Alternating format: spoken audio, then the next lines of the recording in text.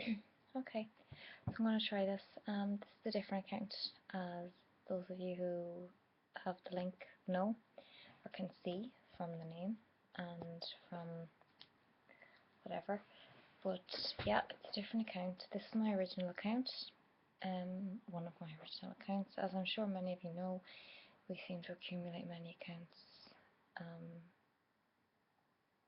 in the modern technology era of just having so many profiles everywhere or something. I don't know. What do I know?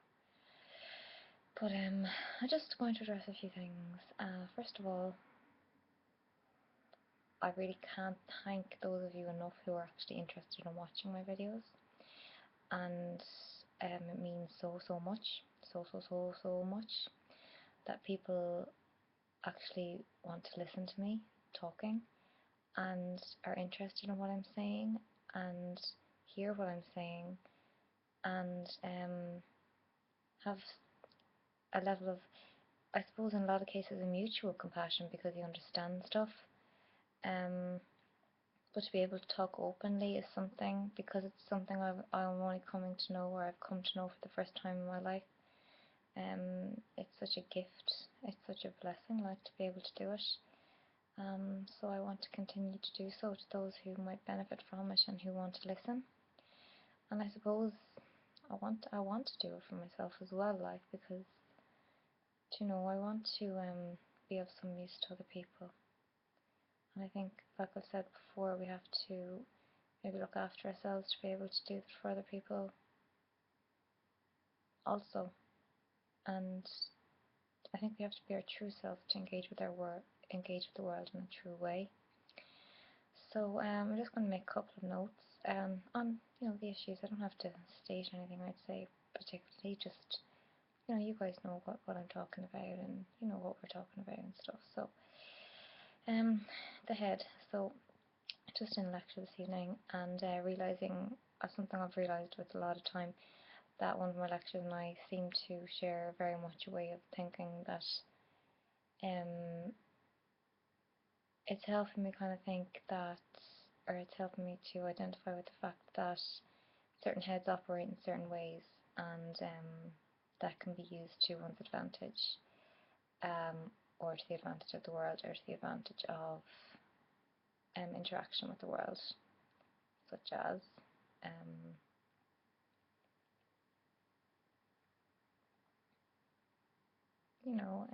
engagement with whatever form. In this case, it was a guy looked specifically at something, and it's a busy head's not always a bad thing, I suppose. It doesn't always have to be a bad thing, but it's of course how we use it.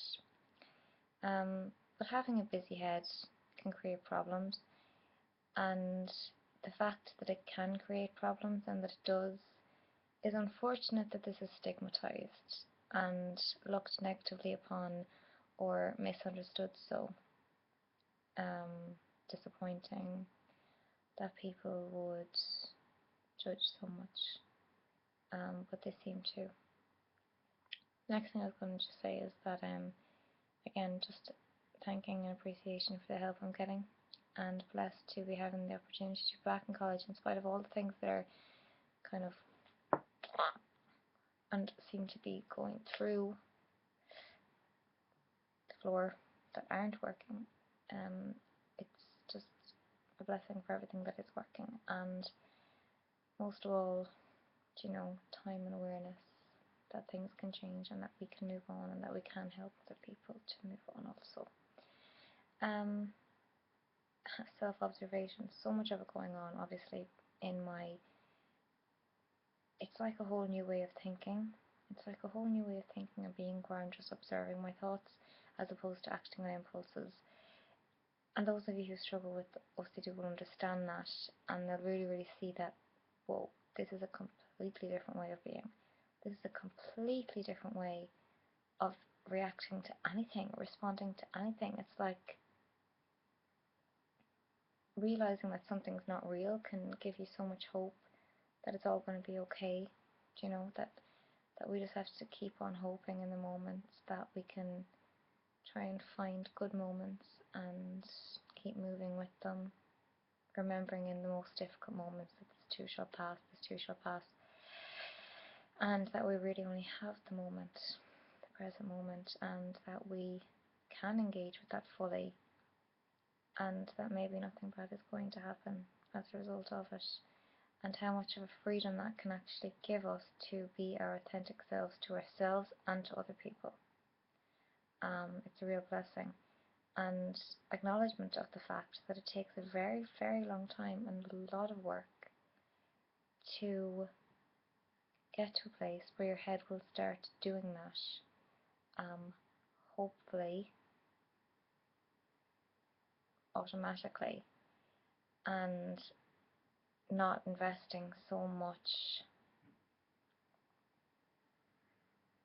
over analysis into everything, such that you end up hurting yourself a lot and those around you as a result, and then realizing that you've done that. And realizing you've done that is, I think, a major step. And I certainly would have been putting a lot of blame on various things subconsciously, the world around me, contexts, circumstances, and self-observation is very interesting, very, very interesting, and can really humble one an awful lot, and also grants a lot of freedom in the idea of getting over yourself and not feeling the need to answer all of which we maybe felt the need to answer before. Just how much you maybe have done that previously, prior to this, how much you thought the world, or how much one may think the world is the problem, and then realizing that the world's not the problem, it's just a system with which to engage to the best of our ability, and we can get good moments out of it, a lot of good moments, and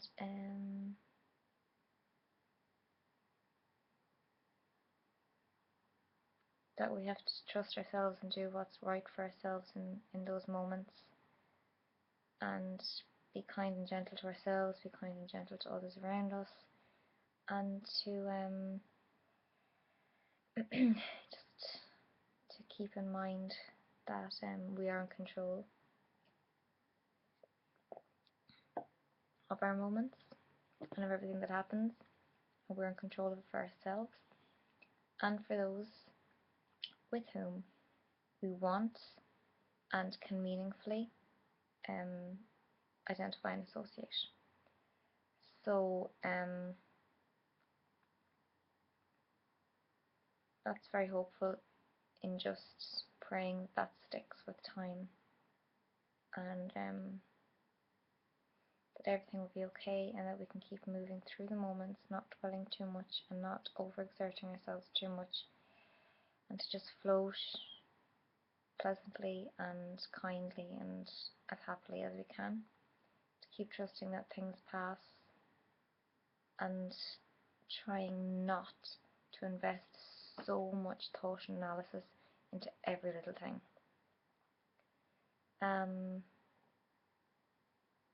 And then just a quick note on how much I realise that I have maybe expected people around me to, subconsciously, completely, to identify with a way of thinking that they've never experienced. So, and in hindsight, that's been said to me a couple of times, probably hasn't resonated with me again until I've seen it for myself, that how much have I expected them to understand when they don't even think like that? When they see X, it's just X. They don't see everything that I see when I look at X. So why have I been expecting people for so long to understand something that they're not going to understand? You know, it's like they're asking me to understand something that I don't identify with, and just, I think we can be putting a lot of pressure on people without even realizing it. And it's a big pressure. So I suppose not trying to have others understand or identify with their way of thinking in one way is granting them a freedom that they deserve, and a freedom within the relationship that is deserved, and also granting ourselves a freedom in not having to feel the need to be understood to such an extent.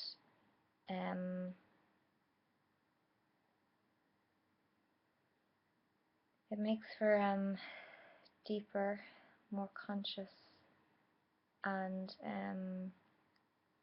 more rational, more comfortable breaths.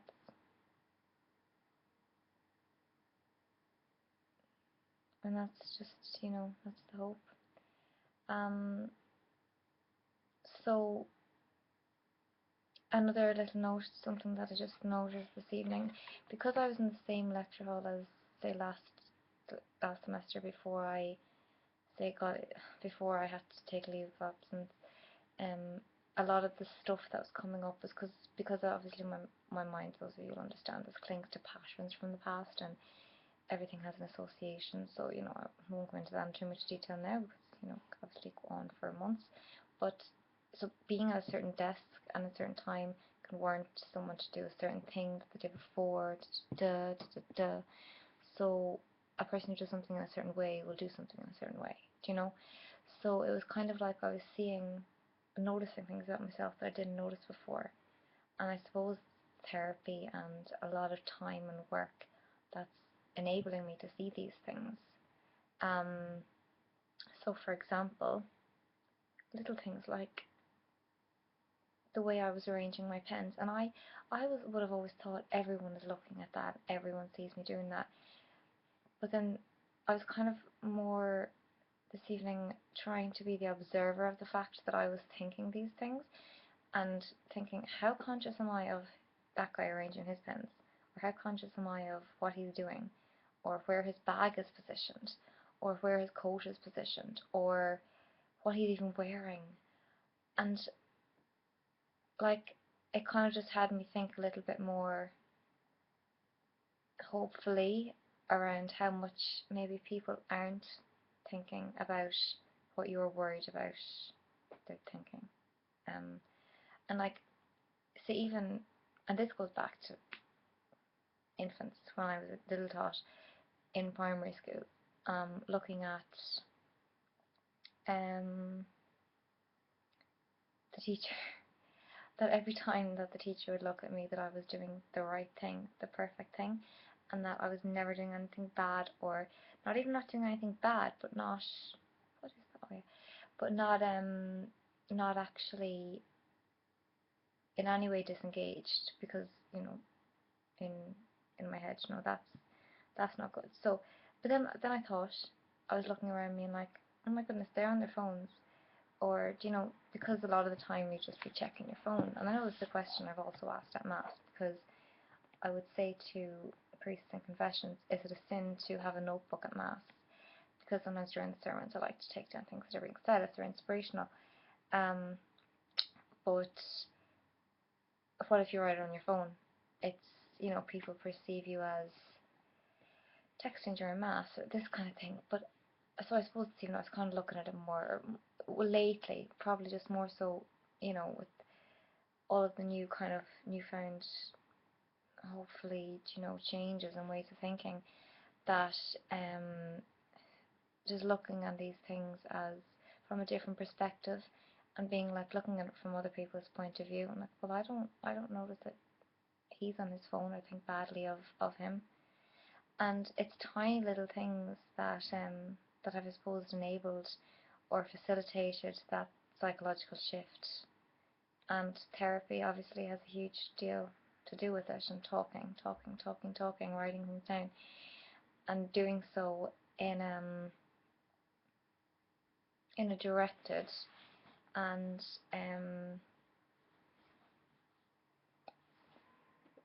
self-observant and conscious way. Okay, I'm not going to let it get much longer, but thank you so much for watching, and yeah, opinions on the YouTube situation and the public situation, much appreciated.